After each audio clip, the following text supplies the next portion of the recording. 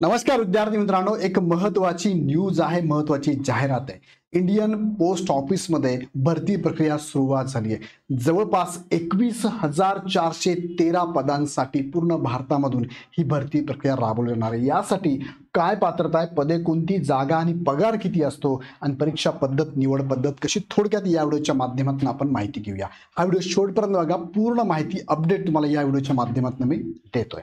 आणि या व्हिडिओ संदर्भात बघितल्यानंतर तुम्हाला जर अप्लाय करायचं असेल तर खाली डिस्क्रिप्शन मध्ये लिंक पण दिलेली आहे, जाऊन लिंकवर क्लिक करा आणि डायरेक्ट अप्लाय करा। अप्लाय कसं करायचं ते पण मी थोडक्यात तुम्हाला सांगतो। त्यामधला पहिला मुद्दा, पदे कोणती आहेत, तर 3 महत्त्वाची पदे या ठिकाणी बघा।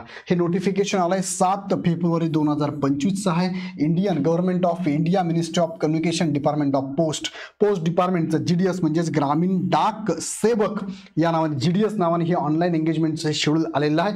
यामध्ये 3 महत्त्वाच्या पोस्ट बघा। त्यामध्ये पहिलं पोस्ट आहे जीडीएस ग्रामीण डाक सेवक, दुसरं त्यालाच म्हणतो आपण, यामध्ये 3 पोस्ट आहेत। कोणत्या कोणत्या?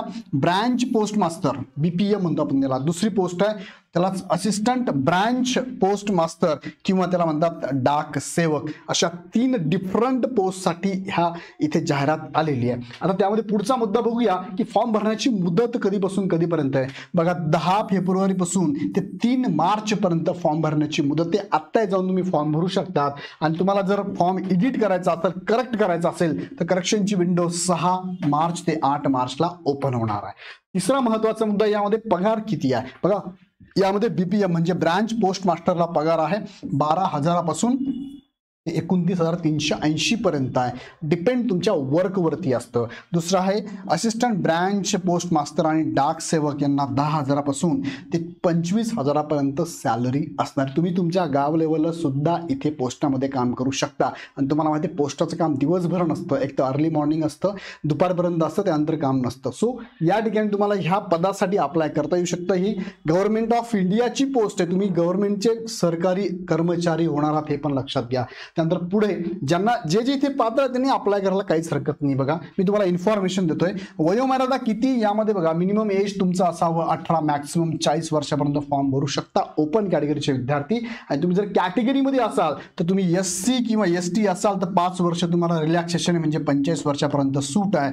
आणि ओबीसी असाल तर 3 वर्ष सूट आहे, 43 आहे। आणि इकॉनॉमिकल विकर सेक्शनला सेम ॲज इट इज 40 वर्षापर्यंत सूट आहे। पर्सन विथ डिसॅबिलिटी, डिसेबल असाल तुम्ही तर 50 वर्षापर्यंत सूट आहे। तुम्ही person with disability plus OBC असाल तुम्ही तर 13 वर्षापर्यंत म्हणजे 53 वर्षापर्यंत सूट आहे। आणि डिसॅबिलिटी एससी एसटी असाल तर 55 वर्षापर्यंत तुम्हाला सूट असणार। म्हणजे दिव्यांग उमेदवार सुद्धा चालतात। कोणते दिव्यांग चालतात ते पण मी तुम्हाला सांगतो।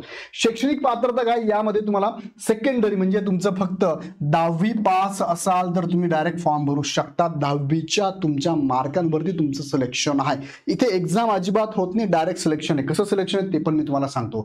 अदर एज्युकेशन मध्ये तुमच्याकडे असावं नॉलेज, याचं सर्टिफिकेट नसेल तरी चालतं, फक्त हे नॉलेज असावं म्हणजे कम्प्युटरचं, सायकल चालवण्याचं आणि adequate means and livelihood, adequate means of livelihood, साधं सिंपल राहणीमान तुमचं असावं, राहण्याची स्टाईल असावी। ओके, त्यानंतर पुढे यामध्ये कोणते दिव्यांग चालतात तर बघा इथे 3ही पोस्टसाठी दिव्यांग चालतात।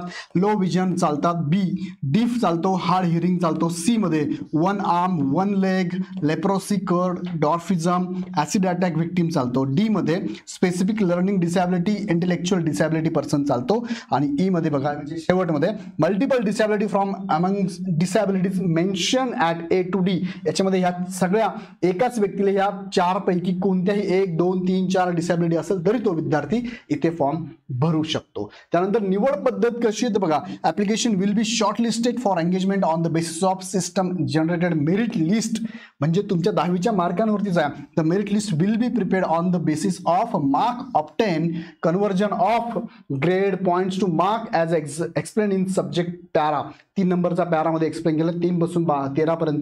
In secondary school examination of 10th standard of recognise board aggregate to percentage to the accuracy of 4 decimal. बघा तुमचं इथे 10वीच्या एकूण पर्सेंटेजवरती तुमचं सिलेक्शन केलं जाणार आहे। तुम्हाला 10वीला जितके मार्क आहे त्याच्यावरती मेरिट लागणार, त्यानुसार सिलेक्शन होणार आहे। पुढे आहे कागदपत्रे कोणती लागतात, मार्कशीट लागतं, आयडेंटिटी प्रूफ लागतं, कास्ट सर्टिफिकेट लागतं, पीडब्ल्यूडी सर्टिफिकेट लागतं, ईडब्ल्यूएस सर्टिफिकेट लागतं, ट्रान्सजेंडर असेल तर सर्टिफिकेट लागतं, डेट ऑफ बर्थ प्रूफ लागेल तुम्हाला, मेडिकल सर्टिफिकेट लागेल issue by the medical officer of any government. ते ही सगळी डॉक्युमेंट तुम्हाला इथे फॉर्म भरताना लागणार आहे, फॉर्म भरायला किंवा डीव्हीच्या वेळेस लागणार आहे. फॉर्म कुठे आणि कसं भरायचं तर सिंपल, तुम्ही खाली डिस्क्रिप्शनमध्ये लिंक दिली आहे बघा, ही लिंक आहे इंडियन पोस्ट gdsonline.gov.in, ह्या पोस्ट खाली लिंक दिली, त्याच्यावर क्लिक करा, ही विंडो ओपन होते आणि यात त्यांनी दाखवले बघा GDS online engagement schedule 1 January 25. Number of post किती आहे 21,413 पोस्ट आहे बघा आणि डेट आहे 10 तारखेपासून चालू आहे 3 तारखेपर्यंत लास्ट डेट आहे. तुमच्यासमोर ही विंडो आहे, ह्या विंडोमध्ये तुम्हाला काय करायचं, तुम्हाला बघायचं की जागा कुठे कुठे कशा कशा आहेत बघा. सपोज मी इथे अप्लाय करतो, इथे अप्लाय नोटिफिकेशनवर क्लिक केलं, मी याच्यावरती क्लिक केलं की काय तर तुमच्याकडे डिस्क्रिप्टिव्ह नोटिफिकेशन, तुम्ही डायरेक्ट मी जी तुम्हाला आता नोटिफिकेशन दाखवली ती नोटिफिकेशन तुम्ही इथे बघू शकता बघा, इथे ओपन होते नोटिफिकेशन. ही पूर्ण नोटिफिकेशन तुम्ही बघा, सगळे पॉईंट याच्यामध्ये कव्हर आहेत, चेक करून घ्या. दुसरं तुम्हाला circle wise post notified, circle wise तुम्हाला किती पोस्ट चेक करायच्या, मी चेक करतोय सर्कल वाईज बघा, इथे तुम्हाला दिसतंय सर्कल वाईज, सर्कल नेम तुम्हाला दिसतंय, इथे महाराष्ट्र पण तुम्ही चेक करू शकता बघा, इथे महाराष्ट्र आहे बघा, इथे महाराष्ट्र आहे. तुम्हाला थोडंसं याला ब्रॉड झूम इन करतो, झूम आउट करतो, हे बघा इथे महाराष्ट्र दिसतो तुम्हाला.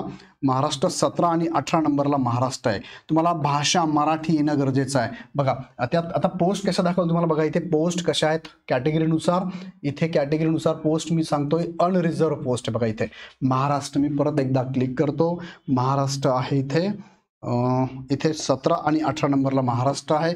13 बघा ओपनसाठी 13, 683 जागा आहे महाराष्ट्र, 683 जागा आहे. प्लस ओबीसीसाठी 323 आणि 5, 137 आणि 0, एसटीसाठी 131 आणि 3 आहे, ईडब्ल्यूएसला 146 आणि 3 आहे. PWA कॅटेगरीला 15 जागा आहे, बी कॅटेगरीला 21 जागा आहे, सी कॅटेगरीला 17 जागा आहे, DE याला 1 जागा आहे. टोटल अशा 1473 आणि 25 जवळपास 1500 जागा महाराष्ट्रामध्ये आहे. 1500 बाकी ठिकाणी तुम्ही अप्लाय करू शकता, बाकी जे राज्यांमध्ये सुद्धा अप्लाय करू शकता, पण तिथली लँग्वेज लोकल लँग्वेज येणं गरजेचं आहे. सो महाराष्ट्रात तुम्हाला मराठी येतं म्हणून महाराष्ट्र अप्लाय करू शकता. तुम्हाला जर हिंदी येत असेल तर हिंदी साईडला सुद्धा तुम्ही अप्लाय करू शकता, पण महाराष्ट्राचे आहात मराठी येण्यासाठी महाराष्ट्र तुम्ही अप्लाय करू शकता. ओके, त्यानंतर मी परत मागे जातो घेऊन तुम्हाला बघा, इथे मागे घेऊन जातो तुम्हाला इंडियन पोस्ट ऑफिसवरती.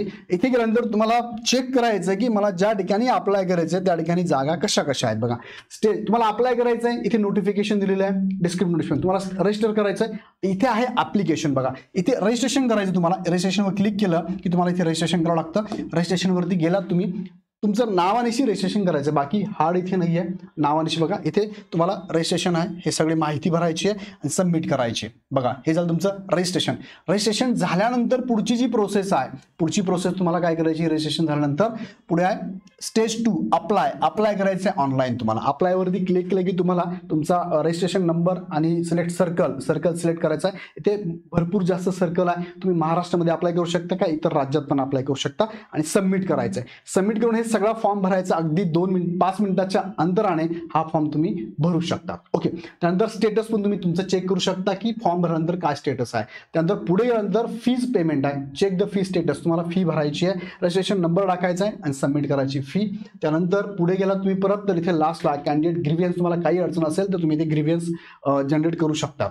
आता यामध्ये तुम्हाला जर महाराष्ट्र सर्कलमध्ये बघायचं बघा, मी चेक करतोय महाराष्ट्र सर्कलमध्ये कशा इथे जागा आहे बघा.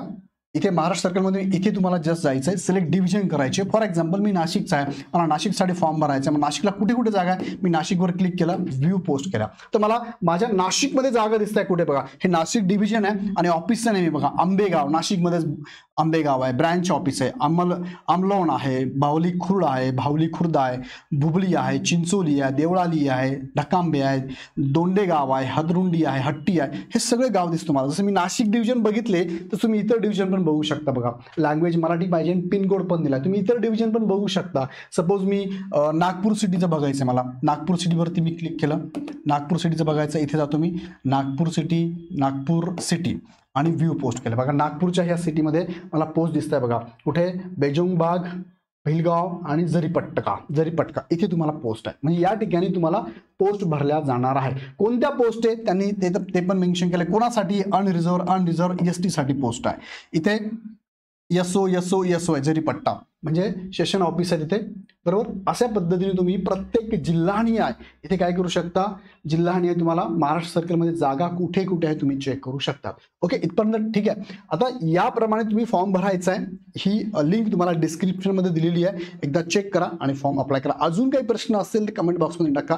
व्हिडिओ आवडला तर लाईक करा, चॅनल सबस्क्राईब करा. आणि ही एक्झाम होणार नाही आहे, तुमच्या 10वीच्या मार्कशीटवरती डायरेक्ट सिलेक्शन आहे, सर्कलनुसार सिलेक्शन आहे. सो नक्कीच चांगली संधी आहे. ज्या विद्यार्थ्यांना जॉबची गरज आहे, सरकारी कर्मचारी होण्याची इच्छा आहे, इकॉनॉमिकली प्रॉब्लेम्स आहे, त्या विद्यार्थ्यांसाठी हा व्हिडिओ घेतलेला आहे. सो नक्कीच तुमच्या जिल्ह्यामध्ये तुम्हाला जर हा जॉब मिळत असेल तर नक्की जॉईन करा. त्या आधारे एक इकॉनॉमी बेस तुमचा चांगला होऊन जाईल आणि परत तुम्ही पुढच्या एक्झामसाठी अभ्यास पण करू शकाल. काही अडचण असेल तर हा आमचा हेल्पलाईन नंबर आहे, यांना कॉल करून माहिती घेऊ शकता किंवा इग्नाइट अकॅडमीचं ॲप डाउनलोड करून डायरेक्ट हवं ते मार्गदर्शनासाठी बॅच परचेस करू शकता. तुर्तास थांबतो, पुन्हा भेटूया नेक्स्ट व्हिडिओमध्ये. धन्यवाद.